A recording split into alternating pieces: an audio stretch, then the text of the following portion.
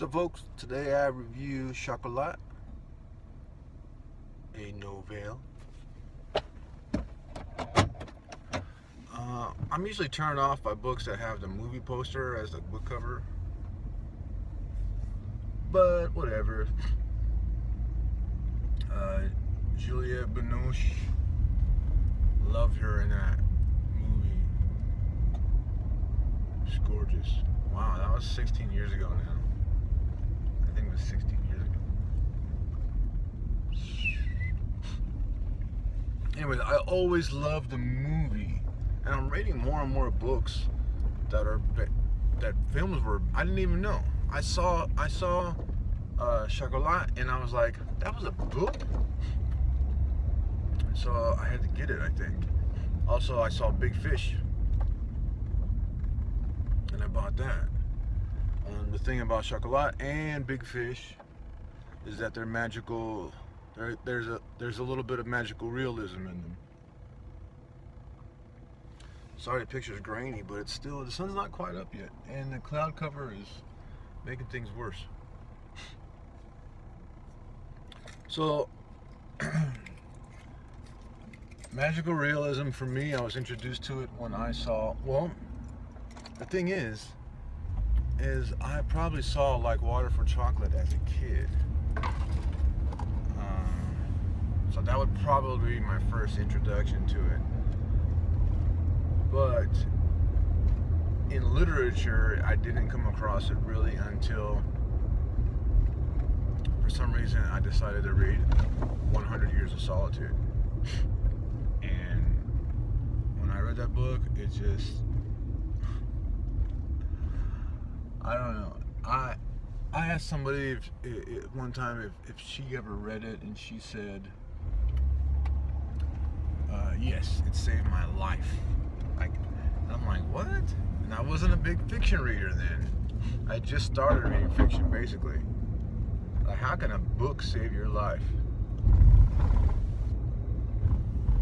So I read it, and I couldn't put it down. And I read it over. I was having to do these little overnight patrols where you just sat down for 24 hours in one spot out in the desert. And it'd take us 2 hours to get there. We'd sit for 24 hours, and then we'd take 2 hours back. And I just read and read and read and read. And from the very beginning, that influenced me to start writing. I started writing poetry. I don't know if it's any good or not.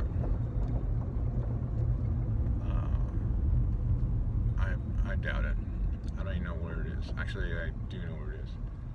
You want to know the weirdest thing is? I wrote this poem sitting in Guanajuato, Mexico one day. And it was awesome. And I translated it to Spanish for a Spanish class here in Tucson. And my teacher was like, whoa. My teacher was blown away by that poem. I lost it. I can't find it. It's not written down. It's not in any of the...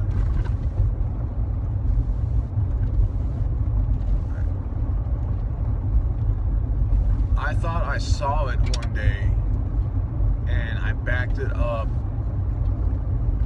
onto my computer, and then when I went to go look at it, it was gone, and by that time it was an old hard drive, and I threw it away. Anyways, so that's magical realism, right? I don't know the definition, but it's like when a real life story, a real life believable story has kind of unbelievable circumstances in there. So, and like Water for Chocolate, my favorite one, or like example of this, is that the baby the baby cried in her mother's womb, right? Because I think it was because of the onions in the kitchen. The baby would cry. So when the mother gave birth, there was so much salt water that came out of her, right? It was all these tears. and the tears fell to the ground on the tile floor of the kitchen.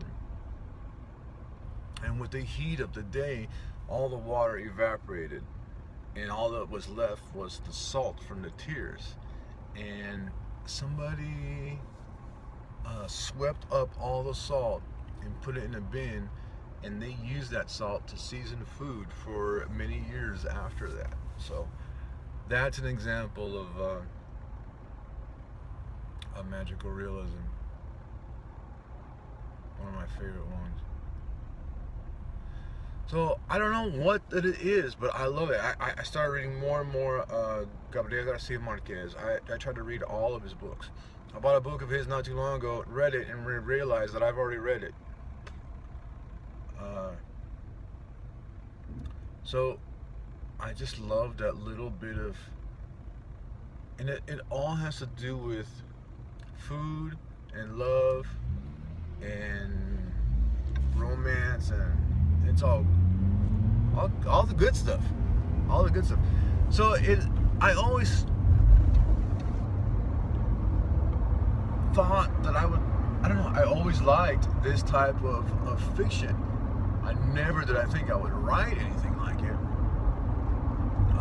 So when I saw the movie Chocolat, I was like, actually, I didn't even start reading it. I didn't even know it was magical realism. I just love that there is this little hint of make-believe, right? Little hint of fantasy in the story. And I loved it. And since I was writing, I started writing, or had the idea for Los Chocolates de Esperanza Diamante, that when I saw Chocolat at the bookstore, I'm like, I gotta get it. I gotta read it. I'm not gonna lie. Influences for my novel came from the movie Chocolat and from Like Water for Chocolate, as well as Gabriel Garcia Marquez, all of his books, right? But the thought that this woman makes magical chocolates came from, without a doubt, came from the movie Chocolat and and Like Water for Chocolate, the movie Like Water for Chocolate, or Como Agua para Chocolate, however you want to say it. So this is supposed to be a book review. I'm talking about all my shit. Book review. What did I think of it? It was good. It was good. I liked it. It was another read where I'm like, my only complaint, the reason it gets 4 out of 5 tamales, is that some of the paragraphs are intimidating. Like, it's very long paragraphs, like page-long paragraphs. I like small paragraphs. That's just me. That's just me. But I liked. See, and this is what curious about me putting in my. There were some long descriptions in French words that I did not know. But that kind of makes me feel good, because I have a lot of Spanish words in my novel, or novella, or whatever. So I don't know. But if you like French things, if you like chocolate, if you like sweets, if you like a realistic story, a couple of different stories. Oh wow. There's a couple different stories in here about a mother and her child, right? Mother and daughter. Oh wow, this whole thing is filled with mother and child. There's this whole mother and child, mother-daughter, mother-son thing going on, and it replicates throughout. I just realized it replicates throughout the entire book. In the end, all of these little battles between a mother and her child are had the word. I had to rectify. Rectified. It's good. It's a good book. 4 out of 5 tamales. 4 out of 5 tamales. I guess that's it. Chocolat was a good book.